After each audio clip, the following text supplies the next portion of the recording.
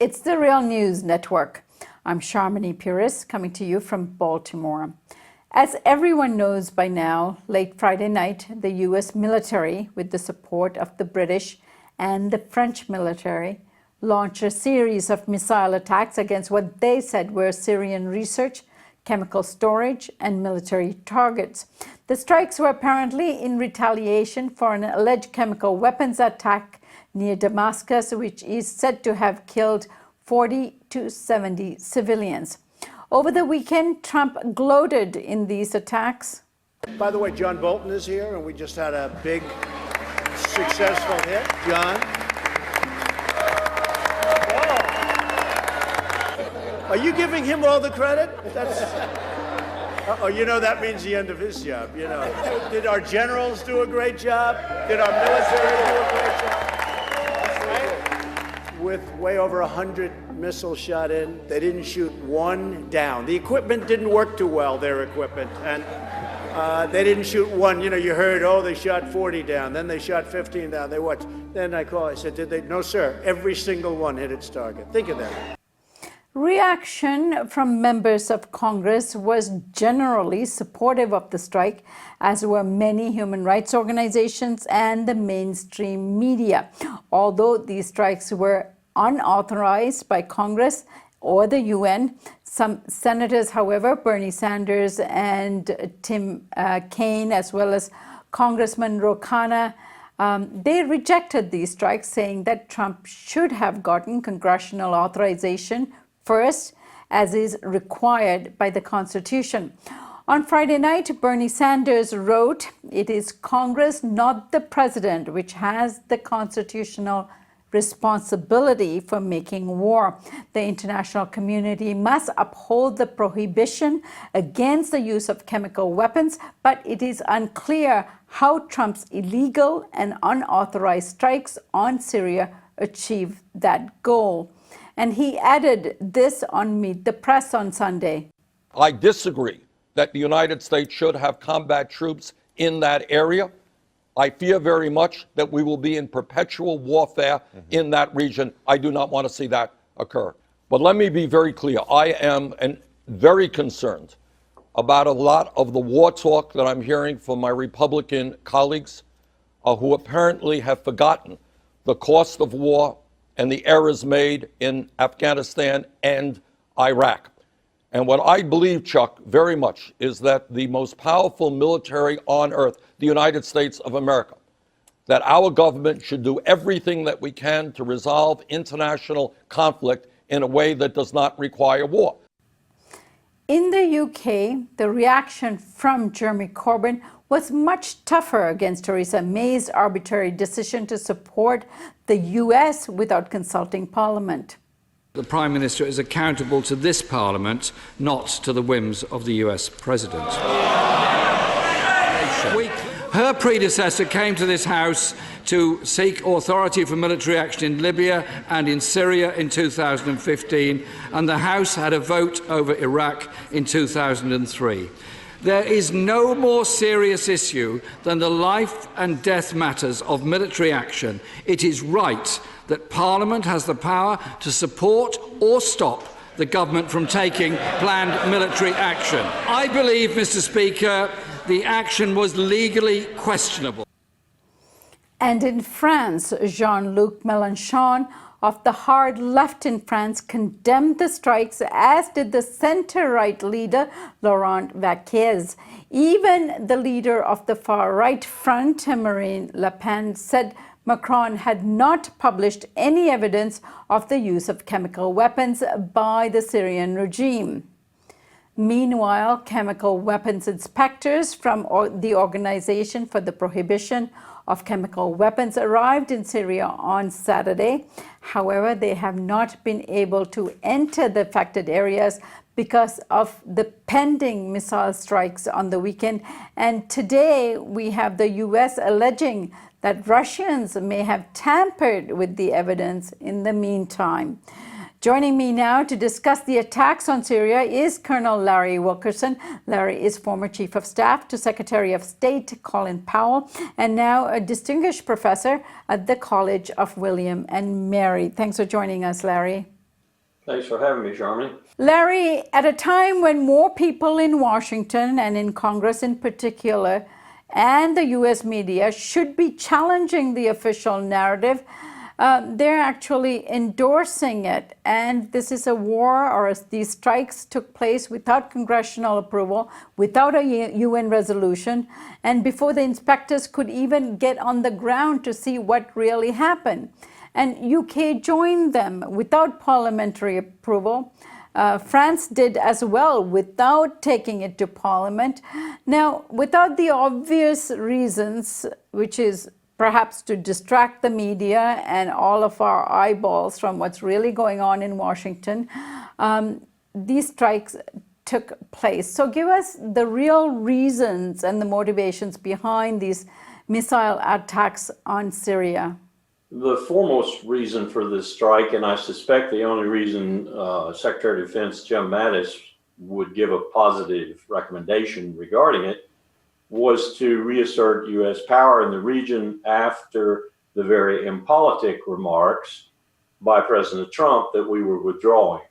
In other words, we needed to convince the Russians and the Iranians, but principally the Russians, that we were still in the game, and that when we come to the political settlement, which is the only way we're going to stop this brutal war, we still have some high ground. And that was the sole reason for the strike that made any strategic sense. Everything else is nonsense. Larry, off the top in the intro, I indicated that only a few people in power actually objected to these attacks. So why is this happening? Absolutely no objection, except for the few people like Mike Lee, perhaps, and Bernie Sanders, and maybe Tim Kaine from Virginia, who would object because they know what it means.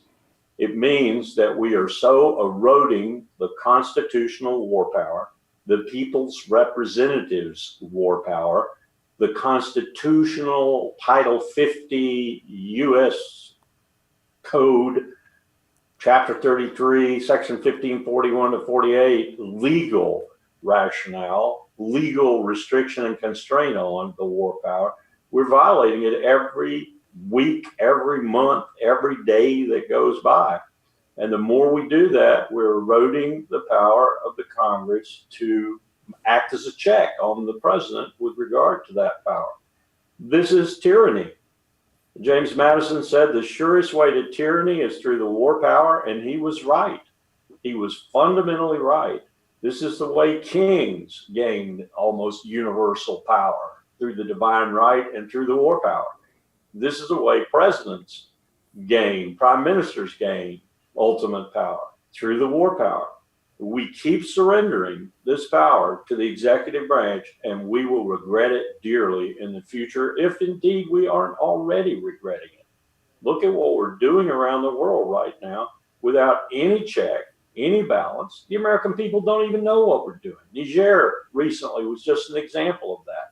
What are we doing in Niger, said the American people. Why are these people dying in Niger? Well, if they really knew the truth about all the places we do have people and all the places we are performing lethal actions and killing other people, I hope they'd be disgusted. But you know, Charmy, increasingly, I'm not thinking they would be. I'm thinking they'd probably be elated, or they'd be just as apathetic as they are at this present moment. They have surrendered the power to make war to the President of the United States with no check, no balance on that power. Larry, tell us about the relationship between US, UK, and France and this collaboration in attacking Syria. Apparently, Macron was on record this weekend saying that he urged President Trump to remain in Syria, and he slightly withdrew that comment late night on Sunday. But nevertheless, what is the interest of US, UK, and France, and then, of course, remaining in Syria? What does that really mean?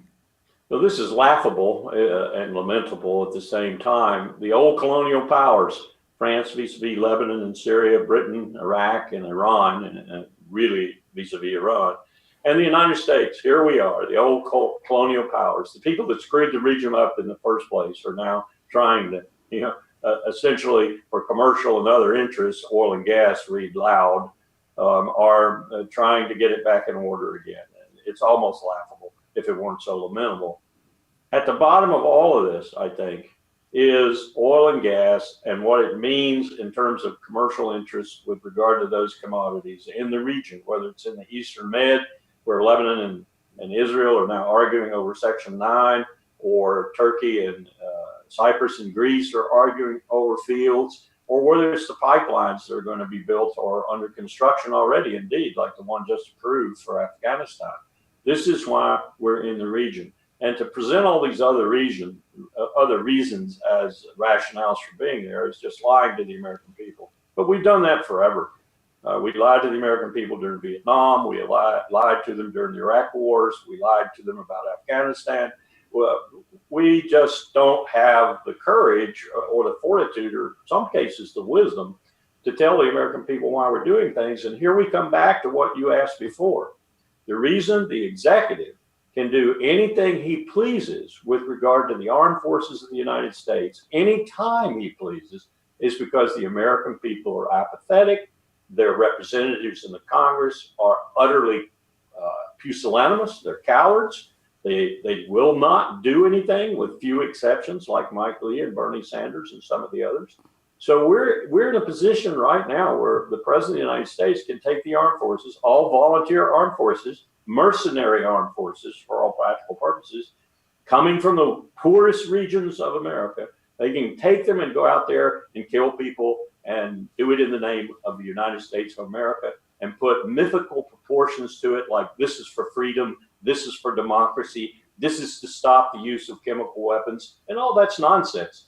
It's all for what Smedley Butler said years ago it was for: commercial purposes, filthy lucre, name it what you will. That's what we're doing it for. Larry, speaking of commercial interests, Raytheon, who makes these missiles that were used in these strikes against Syria, nearly added $5 billion to their stock value. Tell us about the money interests here and who's really benefiting from these attacks as far as profit is concerned. Well, you get companies like Raytheon and others who make these missiles. The more sophisticated, the more expensive. I understand some of them were the standoff cruise missiles. They're very expensive. It gets them more and more money, and it also, and most people don't realize this, it also cuts production costs and the volume costs for those missiles for the Department of Defense. So the more of these missiles you shoot, and I suspect Raytheon's and others' lines are hotly humming right now, the more of them you shoot, we're shooting them in Saudi Arabia's war in Yemen also, you may recall, the lower the cost ultimately per unit for the United States. And since the Pentagon is really in a physical situation unparalleled, about to go bankrupt itself if it doesn't do something about its gross spending habits, can't even audit itself, then every unit that's cost comes down is a benefit to the Pentagon. So you could say we're killing people in the world for Raytheon and DOD. All right. As always, there's so much more to discuss with you, Larry, but our time's up, so I'll talk to you next week. Thanks for joining us today. Take care. Good to be with you. And thank you for joining us here on the Real News Network.